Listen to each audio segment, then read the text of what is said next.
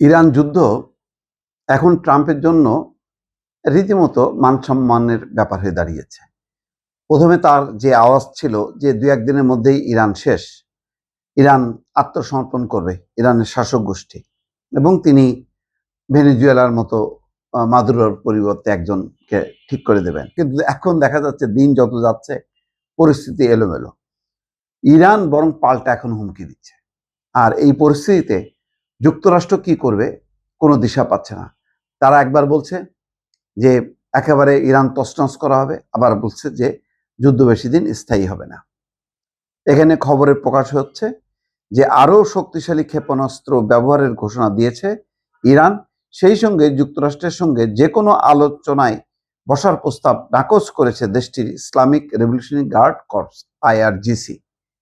যে কোনো আলোচনা একদম বলছে যে না, ইরান তার প্রতিশোধ নেওয়া শেষ না হওয়া পর্যন্ত এই যুদ্ধ চলবে।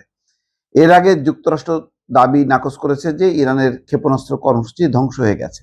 তাদের দাবি এখন তারা আগের চেয়ে বেশি সংখ্যায় ক্ষেপণাস্ত্র মোতায়েন করেছে এবং এসব ক্ষেপণাস্ত্রের ওয়ারহেডের ওজন 1 টনেরও বেশি।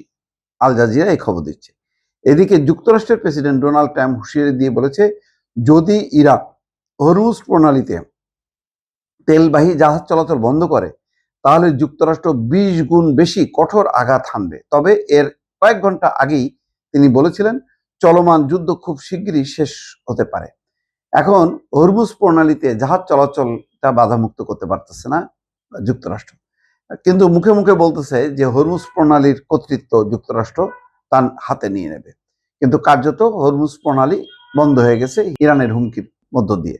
সেই হরমুজ প্রণালী কিন্তু আমেরিকা যে নিয়ন্ত্রণ মুক্ত করবে বা তার কর্তৃত্বে নিয়ে আসবে, আওতায় নিয়ে আসবে, সেই ক্ষমতা কিন্তু যুক্তরাষ্ট্র দেখাতে পারেনি। মধ্যপ্রাচ্যে যুক্তরাষ্ট্র এবং ইসরায়েলের লক্ষ্যবস্তুতে পাল্টা হামলা চালিয়ে যাচ্ছে ইরান। বাহরাইন, কুয়েত, সংযুক্ত আরব আমিরাত এবং সৌদি আরবেও ইরানের হামলার খবর পাওয়া যাচ্ছে। বাহরাইনের রাজধানী মানামায় একজন নিহত হয়েছে এবং মধ্য ইসরায়েলে আরো 2জন নিহত হওয়ার খবর পাওয়া গেছে। বাহরাইনে আরো মারাত্মক ঘটনা, সেখানে আমেরিকান সৈন্যরা আছে এক হোটেলে, সেই হোটেল লক্ষ্য করে ক্ষেপণাস্ত্র ছুড়ছে ইরান। এদিকে তেহরানে রাতভর যুদ্ধের সবচেয়ে তীব্র বোমাবর্ষণ ঘটেছে বলে জানিয়েছে আল জাজিরার এক সংবাদদাতা। রাজধানী রিসালাত স্কোয়ারের কাছে হামলায় অন্তত 40 জন নিহত হয়েছেন। অন্যদিকে ইসরায়েল এবং হিজবুল্লাহর মধ্যেও গোলাগুলি এবং হামলা পাল্টা হামলা অব্যাহত আছে। লেবাননে ইসরায়েলি হামলা এখন পর্যন্ত নিহত সংখ্যা 486 জন ছাড়িয়েছে। তো যেটা ঘটছে যে আসলে পাল্টাপাল্টি হামলা চলছে। ইরানকে বাগে আনতে পারেনি, বরং ইরানের নতুন নেতা নির্বাচিত হওয়ার পর তারা আরো দ্বিগুণ গতিতে ইরান এখন পাল্টা হামলা শুরু করছে।